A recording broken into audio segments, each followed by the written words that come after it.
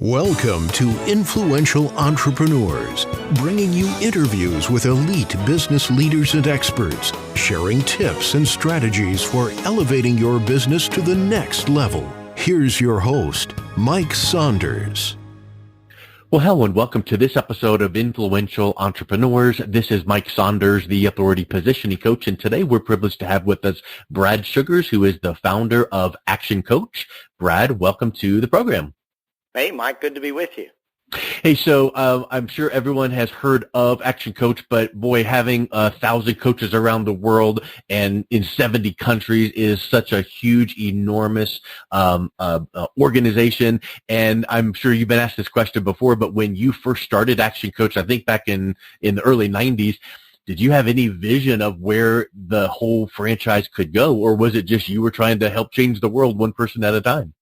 Yeah, look, I think when I first started, it was purely by accident that someone asked me to come and do speeches. And, I was a young man in business myself, and people said, well, can you teach us what you're doing that's working? And all of a sudden, at the end of seminars or at the end of speaking events, people would say to me, well, can you help me? And I was like, well, not really. I'm running my own business. I'm doing a few of these speech things. I don't have any time. And I said, well, maybe if you call me every week, I'll coach you through in how to do some stuff. And I don't know where it is, but there's a light that goes on in your head at some point. When enough people ask you, hey, can you do this? Hey, can you do this? You need to start selling that. Yeah.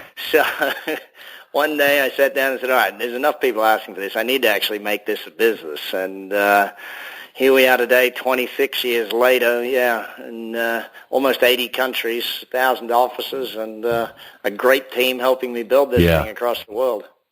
Hey, so at what point did you start making the decision to codify what you were giving? Because at first, I'm sure you were just talking to people and kind of giving them advice, and then it became random, and then you started thinking, well, there's a system to this, and let's codify this, and let's make this into our plan. Was that something that just kind of gradually came to be? When you start teaching something, and this is real interesting about for any business owner, when you try and teach someone what you do and how you do it, you leave out a lot of steps because you just take that for granted type thing, and it's like, I just, to teach it, to get up on stage and actually say to someone, this is how I do what I do, I really had to think through how did we do it.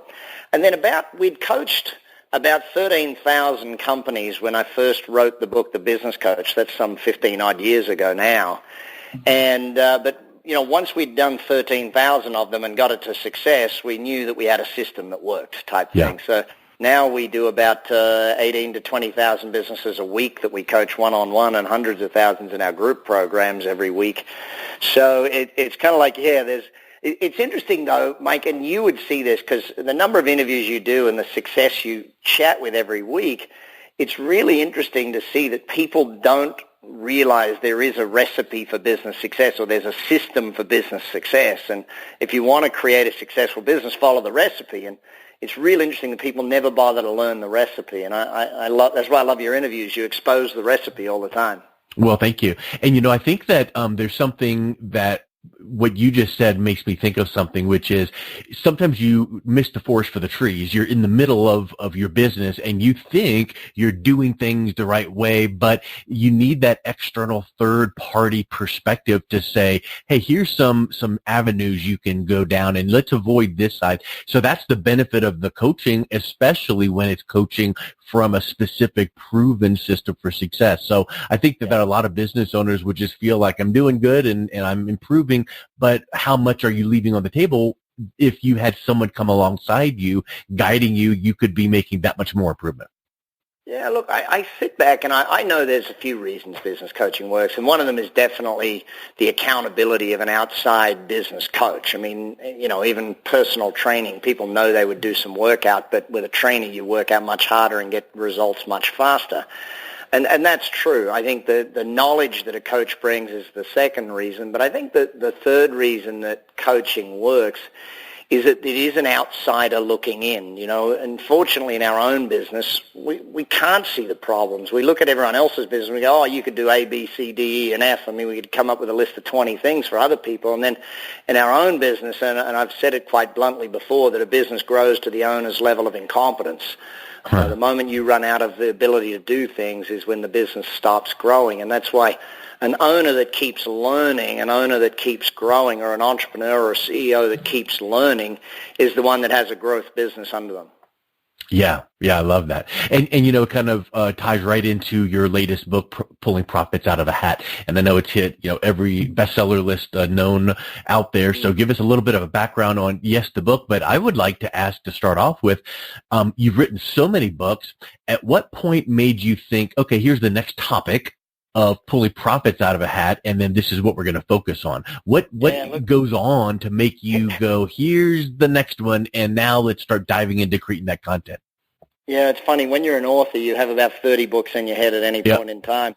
But I was sitting at lunch with a buddy of mine one day, and he said to me, it just seems like magic the way these companies like IKEA and Amazon and Southwest, it just seems like magic how they keep growing and making more money. And I looked at him, I said, you're not serious about that, are you? And he says, well, kind of, yeah. I said, well, exponential business growth is just a systematic methodology. It's just following a structured process. And, this being book number 17, we actually took 2 years to build this book because we went and tested all the principles on our clients. And it's fun when you have thousands of clients to test all the principles on. You actually can show this is what happens when you do this and this is what happens when you do that. But sitting back and saying, what does it take for exponential business growth? Because a lot of businesses are very happy with 15% or 20%. And I always say to them, okay, you had 30% last year. What would it take to have 30 times growth? Because if you replace the percentage with an X, then it challenges people's thinking, because a percentage growth just means a little more work, a little harder work, a little bit better in each area type thing. But to actually sit back and say, how do we grow by multiples rather than percentages, you actually have to look at the strategy of the business. You have to look at the business development process, the people, the 5 core disciplines that we write about in the book all have to be examined deeply, not just on the surface and not just little changes, but in many cases wholesale changes. You mentioned exponential growth, and you always think about exponential meaning, you do, like the lever, Archimedes says, give me a lever and I can move the world. And that wasn't like moving the whole world. It was just pushing down this lever. And because you had that leverage, you were able to do great things. So exponential growth kind of makes me think that. So I want to speak about that, but I want to frame it up with this question that was, as you were explaining that, it made me think, I'm confident that the basic principles in the book, the 5 disciplines, will work for companies because you've proven it. But do you feel like some companies might say, well, I'm just a startup, or I'm just at this level, it probably won't work for me. You have to be the Ubers of the world or the IKEAs of the world because you need that momentum and that, longevity. But does it just mean that the exponential growth principles you teach would work for any business, but when you are those bigger ones, it could be that much more amplified? A, B, and C. Yes, all of the above. Yes, all of the above. What's the next question?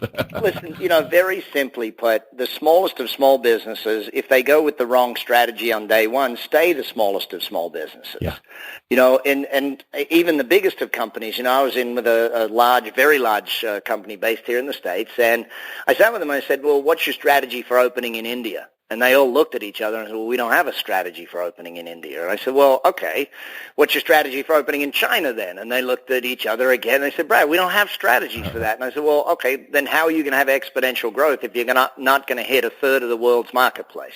Wow. What is going to happen for your business? And so that smallest of small business that starts with the question of how am I going to open in every country in the world is a different question than how am I going to sell 2 cakes down the road at my retail store and type thing. It's a very different strategy. Most of what I do today is buy companies and turn them around, or buy companies and take them global. I bought a little company down in Houston, Texas, which is a great property management company. Phenomenal systems, amazing systems. And if you go to, do you remember, did you get to see Ray Kroc's, the movie about Ray Kroc, the founder? I did not, but I know he's with McDonald's. If you get a chance, and anyone listening, if you get a chance, watch the movie for the lessons in business, okay? It should have been called The Finder, because Ray Kroc was not the founder of McDonald's. The McDonald brothers were. But he came along, and he had this amazing find. It was a great little business that was amazing, had great systems, great operations, great management, great business development and marketing strategies. And he said, how can I have this on every street corner? See, the McDonald brothers kept looking at it as, how do I sell another burger?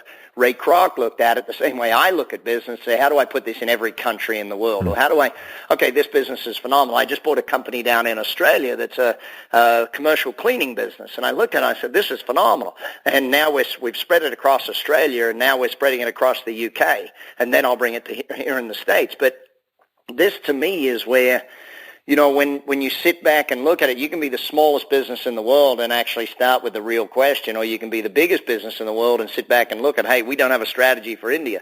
Either way, the core principles work across the board. Yeah, you're exactly right.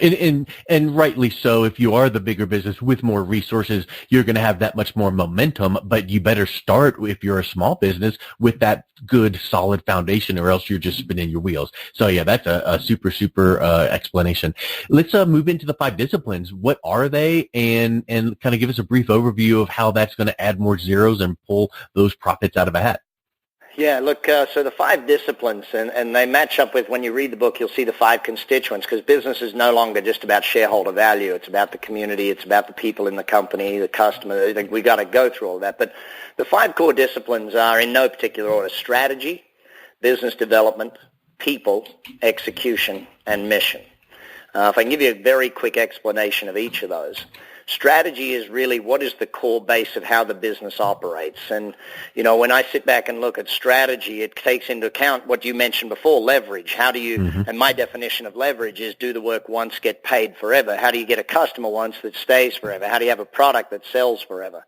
And the second part, there's 4 parts to strategy, the second part being that of scalability. What is the scalability of the product or service? Because, most businesses are so human intense that we don't see scalability. What did Uber do? Uber removed humans from the taxi process. In the taxi, you call a company, there's a person answers the phone, they get on a dispatch call and call the person, and then finally, eventually, someone turns up at your house. Whereas Uber just said, how do we get rid of those humans? And boom, all of a sudden the business boomed. And then marketability and size of market, opportunity size, are part of strategy. And that's really where I sit with a lot of businesses, and we can come back to that one a little bit. I love chatting on that one. Business development is your customer service, your sales, and your marketing. And they're real easy if you've got a business that isn't growing. But if you're in exponential growth mode and you're opening new offices, that has to change dramatically. People, very simple answer on people.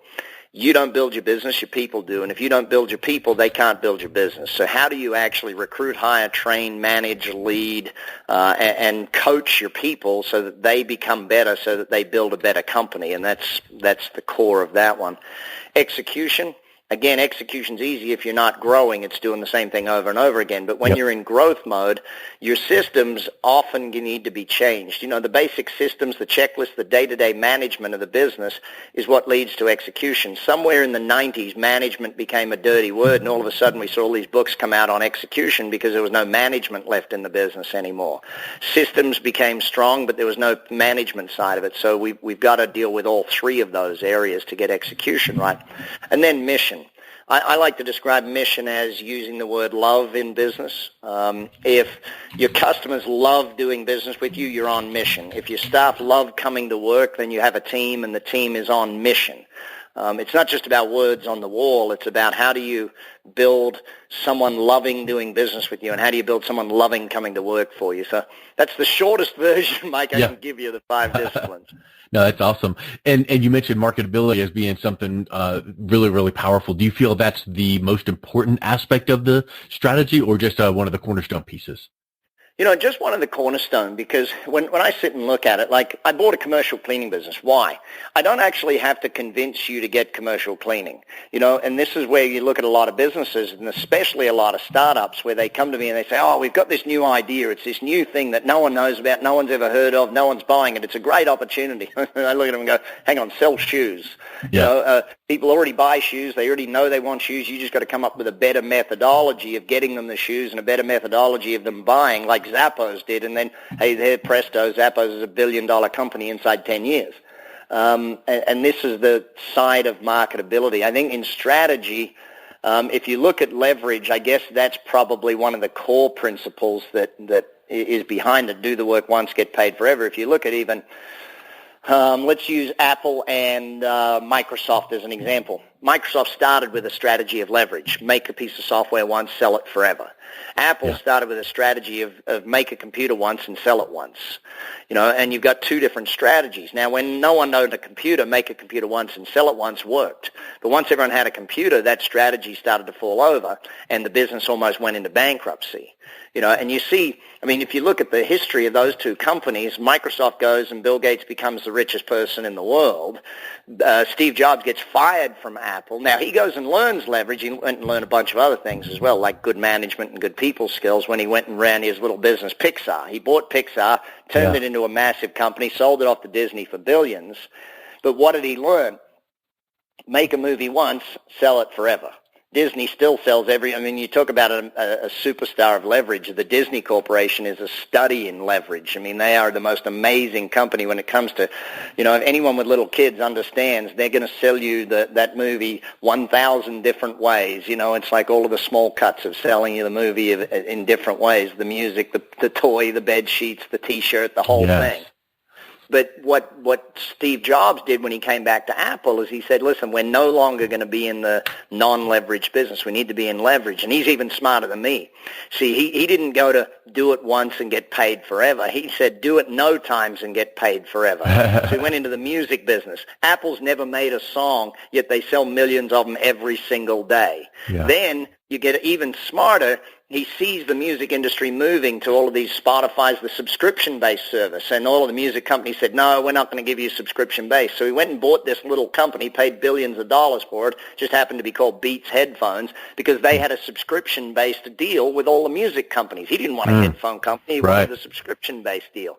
So again, it's do the work once, get paid forever. Look at Microsoft now. They don't even sell you the software. They rent you the software. All of these companies that understand this part of strategy really start to see massive business growth in the long term. But if you're in the business of get a customer once, sell them once, and then have to go and get another customer, you got a dang hard business. Yeah, and I think that there's a lot of businesses stuck in that mode, and you hear the word scale, and you hear the concept of, well, you need to pull yourself out of the business so that you can take a 2-month vacation and the business actually grows. What do you feel is one of the first places that a business should start making some of those changes so that they're not doing the one-to-one that they let's face it, a lot of businesses can't do the build an iTunes type of a model and not sell the actual music, but sell the equipment that houses the music. But in that specific, in any industry, how could a business start going, what do we do right now? And how can we do it in a broader scale without having to hire 14,000 more people and really have an internal implosion? I think what you've got to start with is, it's the thing that we start with every coaching client around the world. At ActionCOACH, the first goal we have every single business owner set is a very simple goal. What date will you finish the business? What date? And my definition of a business is a commercial, profitable enterprise that works without you. If it doesn't work without you, you work for a crazy person, okay? And the reality of it is, the date, if you set the date that business will run without you, not be finished, but run without you, and you work towards a plan, and it might take 3 years, 7 years, however long it's going to take, but once you have that mindset in place, my job is to build a business that works so I don't have to, then you start to think differently. And people are like, but hang on, I'm an artist, or I'm a this, or I'm a that. Well, you know what? When I started business coaching, I was the only business coach. Now I have a company that runs without me. In fact, I own 9 companies. I work 12 hours a week because my CEOs do phenomenal work. I just coach my CEOs, and eventually you've got to start with that mindset, though, Mike. I think it starts with the understanding that I can build a business that works without me. I can do that. There is a system for doing that. And, I've written all the books on it, or people can go and chat with a coach on it to see how it actually happens. But I'll give you an example. I have one of our clients in Atlanta, Georgia, top heart surgeon in Atlanta. And one day he comes into work and he starts feeling his own pain. He realized, I'm having a heart problem right now. He went and had to have 2 stents put in. And he sat back and he said, you know what? I can't do this. If something happens to me, my business is dead. Yeah. Now he has a business with many doctors working for him, his own surgery center. He's in real estate plays. He's doing a whole bunch of different things. Now he's in the medical business. He's not just a doctor. Does that make sense, the distinction between the two? Yeah. Yeah. You're pulling yourself out of the day-to-day tasks and pulling yourself back to the strategy side of things. And yes, probably if you were honest, Brad Sugars, would look at one of his leaders, managers, CEOs and go, you know what, that one task there, I could have probably done a little bit different, better, but guess what? You can't have your hands in all of these things. At some point, you need to pull back and just trust in that process. So I think one of the keys to success in business is the ability to let go. Yeah. And if you are a business owner or a business exec that doesn't have the ability to let go, you're going to struggle. But that comes back to the people side of it. Yeah. See, if you're willing to build, I remember when I was a young man and I went to my dad, and my dad's a very blunt advisor in my world, and I said, you know what, Dad, I don't know why, but I just can't get good people.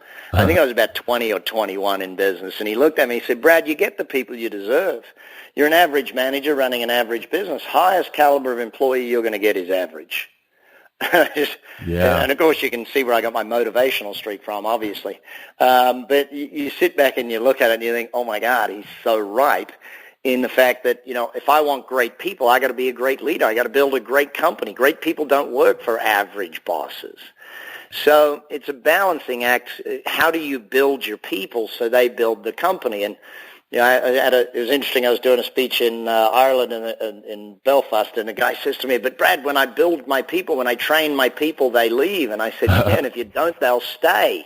Yeah, really. And, he didn't quite get it for the first minute or two, and then he caught on. And it's one of those things. You got to build a company that is you got to build the people, but you also got to build missions so that they have a reason to stay over and above just a paycheck. If they're just there for the paycheck, you'll never keep great people. You've got to have a reason for them to stay that's so much grander than just, I made an extra dollar or two. You know, if it's all about the money, you lose great people.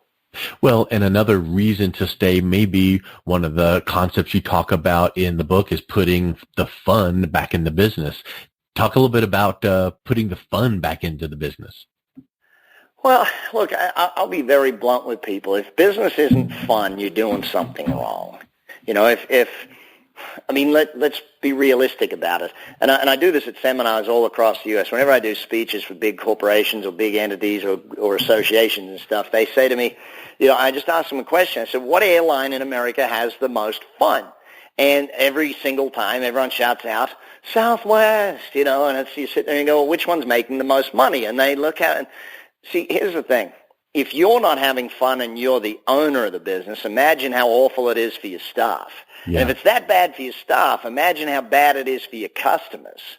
And if you want Instagram, if you want Facebook, if you want free posts, if you want that social media to work for you, you've got to be doing things that make people want to post on Instagram and want to post. Like, I own a restaurant here in Vegas. We put all of our waiters and waitresses through photography training and digital camera training so that when people came in, we would ask them at their table, by the way, would you like a photograph? Because we know that if they take a photo, the chances of them posting it are about 80%. If we don't take a photo, they're not going to post anything. In today's world, marketing world today, the two most important things. Number one, ratings. Number two, testimonials. And what type of testimonials? Video testimonials. Yeah. If you've got great ratings and great testimonials, you are ahead of 90% of your industry because you will never outsell a great customer review. And you'll never outperform a negative customer review. I had to learn that the hard way when the internet first came along and people would leave reviews. And I never thought about getting my good customers to leave reviews. I didn't worry about it. I just kept doing good customer work. And then all of a sudden I realized, hang on a sec, if I don't get my good customers to talk about me, the only people talking about me are the negative customers. So I needed to go to my good customers and ask them, hey, would you mind doing a video about working with me? Hey, would you mind leaving me a testimonial? So those are the sorts of things that I think are vital in today's world. Yeah. You mentioned people, and we could probably talk for hours on end on just that one aspect, but it reminded me of when I interviewed John Ruhlin, the author of Giftology, and he was talking about how using gifts will engender great open up great doors with your customer base, your referral sources, your strategic alliances.